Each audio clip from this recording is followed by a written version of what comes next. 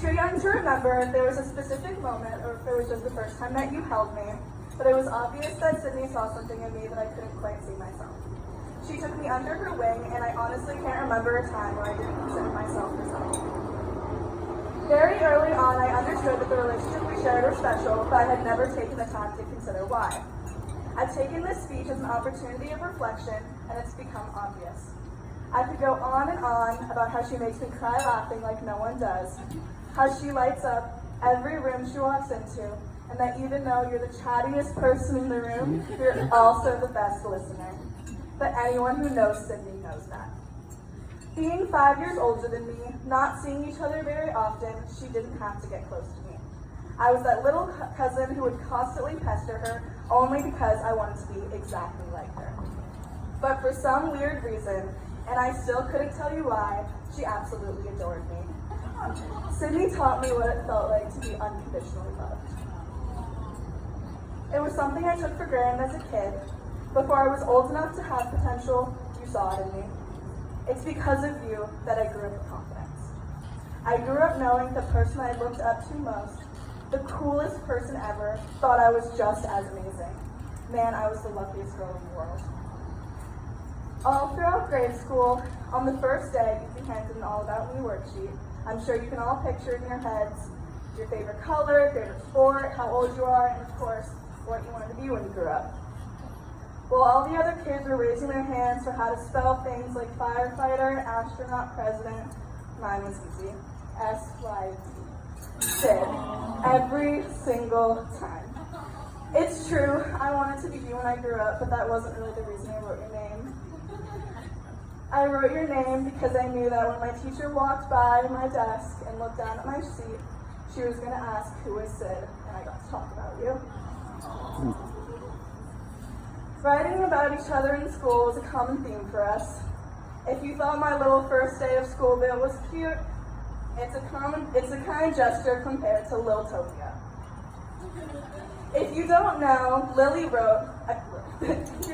Sydney wrote the guidebook to the religion and village, Liltopia, which was a story about how the world would work if I were in charge.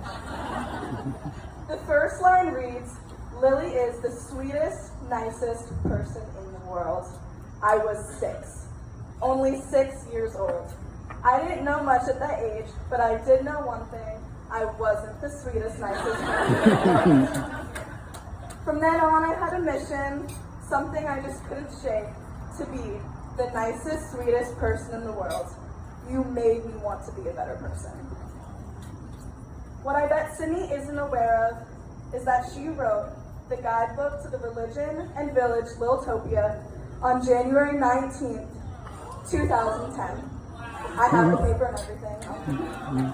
And exactly 14 years later, standing in front of all the people you love most, I'm here to tell you, I'm sorry, but that goal is unachievable because you are the sweetest, nicest person in the world. Sid, you know this, so I won't touch on it too much because I don't really start crying, but you're my big sister. And like any little sibling, I was crushed to see you leave for college. Your first visit back, we were sitting on your dad's apartment floor catching up. Of course, you made me go first with life updates, but I could just tell there was something you were dying to tell me. You interrupted my boring middle school drama to tell me you met someone. I don't remember much, but I do remember this. It's so vivid in my head, I wish I could play it for you. After you went on and on about how kind, cute, and smart Eli is, she looks at me in the eyes, and for the first time ever, she talks in a serious tone. It scared me. She said, I really need you to meet him because this is it. I'm sure Sydney made you Eli, fully aware, but coming into this family as an in-law isn't the easiest task.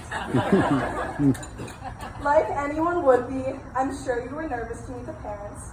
That is until you meet them and realize that Sydney got all of her kindness from Victoria, and that even though Sydney did bring home the enemy, John will love anyone who makes his daughter as happy as you do, even if you are a Cowboys fan.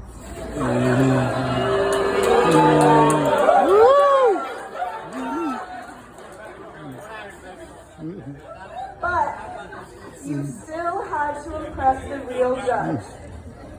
You needed the Grandma Sue approval. Grandma called me a bit after meeting you, and let's just say approval is an understatement. God, she sounded like Sydney telling me about you for the first time. He's so kind, cute, smart. Lily, you have to meet him because this is it. Eli, I've considered you family for a long time now, but since today makes it official, I want to be the first to welcome you into our cousin clique. We are all complete and total opposites of each other, but as long as you play rummy, are willing to swing a club when asked, and can enjoy a good vodka cocktail, consider yourself clicked, and I promise we got your back for life. Now, I bet Eli could go on and on about how Sydney makes him cry laughing like no one does, how she lights up every room she walks into, and that even though she's the chattiest person in the room, she's also the best listener that he knows. But anyone who knows Sydney knows that. And for some weird reason, and man, I can clearly see why, she absolutely adores you. Thank you for promising that Sydney will be unconditionally loved. Never take her for granted. The coolest person ever thinks you're even more amazing. Man, you're the luckiest guy in the world.